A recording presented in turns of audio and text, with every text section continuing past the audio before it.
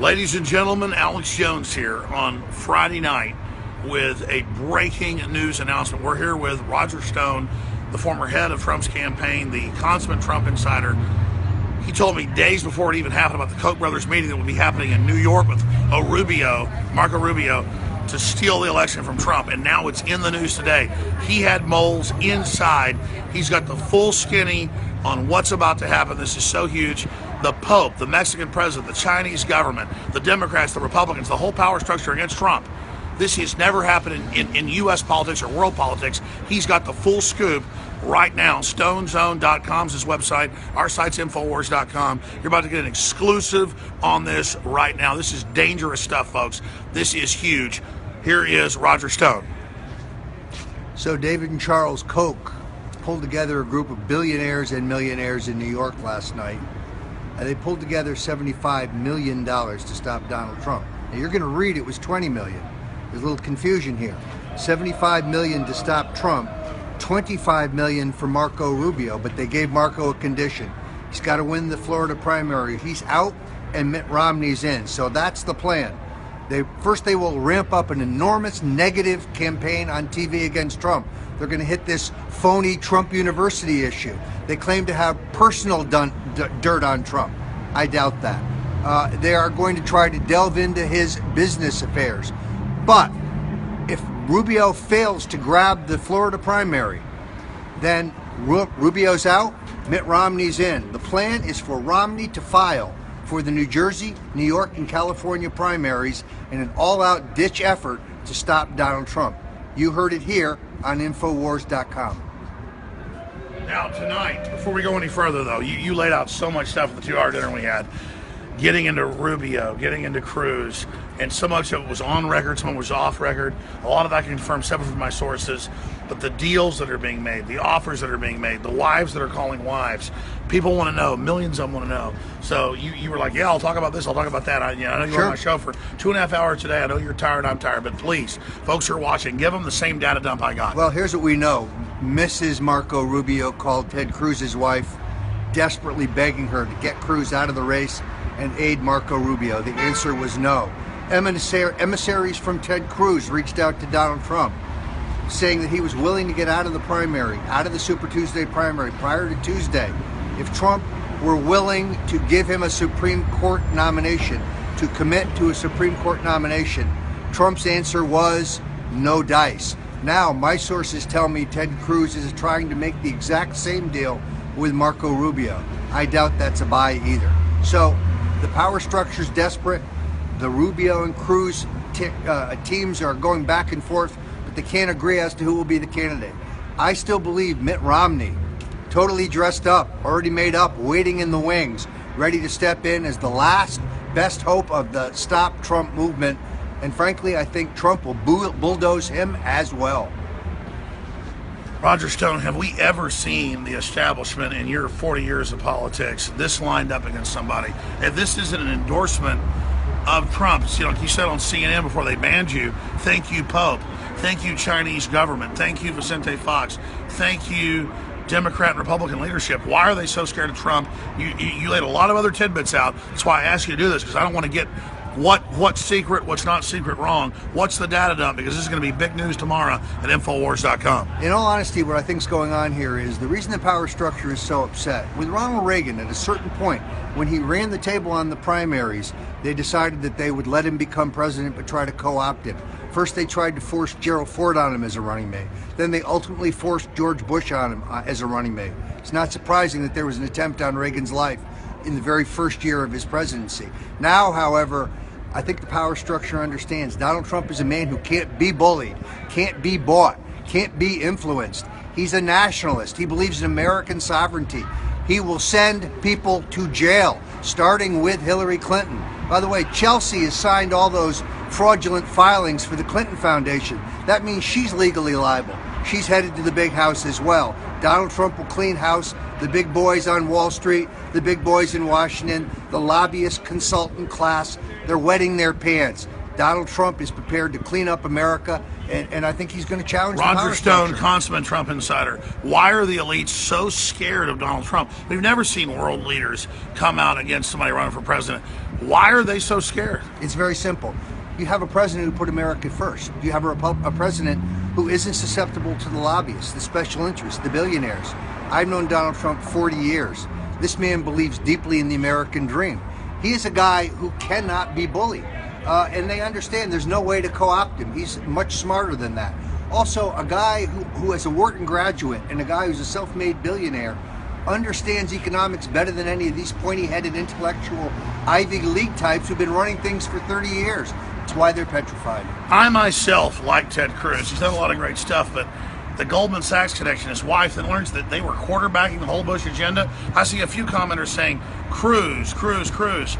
You know, I even ran into one of my friends today voting. He's like, well, I'm still doing Cruz. He's from Texas. Trump is more American or Texan than Cruz. He's from Canada. Nothing against Canadians and Maple Leafs, but I'm an 8th generation Texan. I'm going for Trump. You'd have to be blind not to support Trump with the whole power structure. He's exposing vaccines. He's exposing 28 pages 9/11. He's exposing the open borders. He's exposing the government funding ISIS. He's exposing the big mega banks tax exempt. I mean, and he's not bought and paid for. I don't see how they don't see it. What do you say about Ted Cruz? Look, this is very simple. Ted Cruz's wife, Heidi, was a deputy to Condoleezza Rice, the deputy national security advisor when the Bushes lied us into war. Then she went over to the U.S. Trade Representative's office and served as the deputy U.S. Trade Representative for China policy. Go to her wiki page right now. Look at her bio. These things have been airbrushed out of existence. Ted Cruz's wife, a member of the Council on Foreign Relations, a progenitor of the North American Union. And then there's the question of the Goldman Sachs loans. Now, as a veteran of 9 Republican presidential campaigns and a myriad of state campaigns, I understand federal election law. A secret, low-interest, sweetheart loan from an international bank has to be reported under the law. Ted Cruz told a tearful story about calling his wife and telling her that she had to cash in her retirement to get the $200,000 necessary to finance his U.S. Senate campaign. Folks, they never cashed in anything. That's a lie. That combined with the collection of dirty tricks. First, they jackpot Ben Carson. I think Ben Carson's a patriot. I think he's a good man. So what do the Cruz people do? They plant the story on CNN that Ben's getting out. Then they have a prearranged list of email addresses and phone numbers for known Carson supporters in Iowa, and they jam them in the 2 hours before the polls open, or I should say before the caucuses begin, telling these people, these Carson supporters, your candidate's getting out. Switch to Ted Cruz. One of the most egregious and sophomoric dirty tricks I have ever seen. Then mailings, telling voters in Iowa that they're keeping track, that you're going to be held responsible if you don't turn out and vote. Doctoring pictures of Marco Rubio shaking hands with Barack Obama. Robocalls, telling voters in South Carolina, Donald Trump supports the gay and lesbian agenda. Donald Trump is pro-abortion. Donald Trump is the Antichrist. These are the most sophomoric, ridiculous, dirty tricks I've ever seen. That's why I call him Tricky Ted. All right, in closing, to have the huevos to expose 9/11 truth, to expose vaccines, to expose the private Federal Reserve. You've known Donald for over 40 years. You're his major confidant, good friend. That's on record. Former head of his campaign, who got out of it on record so you could just say whatever you really thought. Why is Donald Trump doing this? And when we see the New York Times top writer calling for his murder, what does that really say about who Donald Trump represents and why the power structure is so scared? Donald Trump has the greatest life in the world. He's got a palatial home in New York. He's got a phenomenal home in Palm Beach. He's built the greatest golf courses in the world. He's got his own jet, which in all honesty is much nicer than Air Force One, and I've been on Air Force One. Donald Trump's doing this because he doesn't want to see the United States of America go down the drain.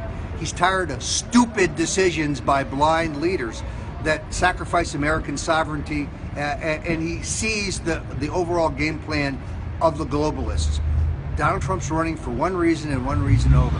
He loves this country. He's tired of seeing us lose. He wants to put us back on a winning track.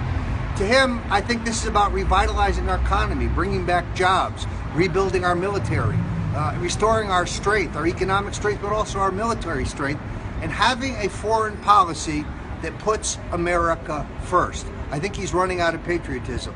Others say, oh, it's ego, he's just trying to burnish the brand. Nonsense, he's got the greatest life in the world. And I think he understands. He's putting his life in danger. When the top writer at the New York Times is calling publicly for his assassination, when a political consultant goes on CNN and calls for somebody to put a bullet in Trump, and then on another occasion accuses Ann Coulter, a good friend of mine, of having anal sex with Donald Trump, you notice he isn't barred at CNN. Only I'm barred at CNN, which is great because they're throwing me out of a club that I was never admitted to begin with. I think I've been on CNN twice in the last 18 months. So, you know what? I'm sticking with the Fox News Network and Infowars.com. Roger Stone, thank you so much for the time. I know you've done a lot of interviews today. You're speaking at Brave New Books in Austin, Texas on Waterloo, 7 to 9 tomorrow. We're going to cover it live. We'll have excerpts on the Sunday show, 4 to 6 p.m. as well. Richard Reeves will be down there interviewing you. But I knew when the establishment attacked Trump and he had the will to cover the real issues, he was the guy to go for. But now I'm so proud that 6 months ago I began endorsing him because they are having heart attacks over what he's doing. When he brought out 9/11 Truth to watch the Bushes fold, your book, The Bush Crime Family, exposing that is just amazing. All the things that we've seen over and over again, the attack on language, the political correctness, in your gut, in being in 9 administrations, being inside 4 of them, covering all this, in your gut, what's his biggest hurdle in closing? Is it the nomination, them trying to steal it, or is it the general election? Because it's in the San Francisco Chronicle, the LA Times, the New York Times, they admit, top political analysts say Trump is going to win, 97 to 99%. They're nonpartisan, they do the algorithms, he's in. I'm really worried about what they may try. That closing point and what people can do to try to stop it. The Republican National Committee, the Republican National Convention, nobody understands these rules like the Bush family and the Bush machine. They're going to pull out all the stops. They're going to rewrite these rules to allow a candidate like a Mitt Romney, some white knight for the establishment, to have his name put in nomination, despite the fact that he perhaps has won no delegates, no caucuses, and no primaries. They're going to monkey with the rules to try to do away with the binding, so that delegates that were honestly won by Donald Trump, they've already started. At the Iowa State Convention, they've already stolen delegates that Donald Trump won fair and square in those caucuses. So look for a rumble at the Republican National Convention.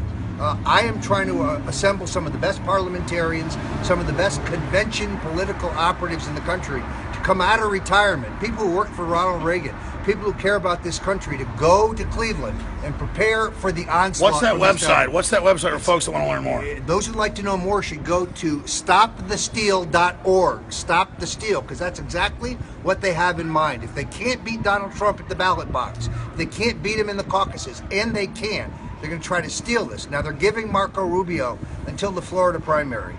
If he can't win the Florida primary, they're going to yank him. He'll be out of the race, and Mitt Romney is poised to step in. Stay tuned. This is going to be epic. It's going to be the rumble in Cleveland. Well, Roger Stone, I got to tell you, I've been involved in politics for 25 years, 21 years on air. I've never seen a more epic, legendary time with the power structure more hysterical. There is a populist wave. Regardless of who Donald Trump is in the final equation, the power structure is scared shitless of him. And I don't usually use words like that, but it fits. And that's why people have to get behind him, in my view, and not just sit on the fence and wait for a perfect candidate. Okay, we can't trust Rubio, we can't trust Cruz. We know they're scared of Trump, and he wants to deliver the populist message of make this country great again, cut our taxes, restore the republic. He's a nationalist, they're globalist, and I'm not going to sit on the sideline and just act like I'm perfect so I can sit there and say I'm perfect. I'm all behind Trump. I'm on record. I haven't done this in my 21 years on air. Even though I love years on air, been fully behind somebody, I'm behind Trump because he's a symbol of populism, a symbol of the revolt, a symbol of people taking action. Whether he's good, bad, or indifferent, you know him for 40 years and love him. It doesn't matter. He's now a symbol of the resistance. That's why they want to destroy that figurehead. 60 seconds, stonezone.com, infowars.com. Closing comments. It's time to make America great again. All right, folks, we'll be back on the radio tomorrow. He'll be speaking tomorrow at Brave New Books, 7 o'clock Central, stonezone.com, infowars.com. I'll be on the radio Sunday, 4 to 6 p.m. You are the resistance.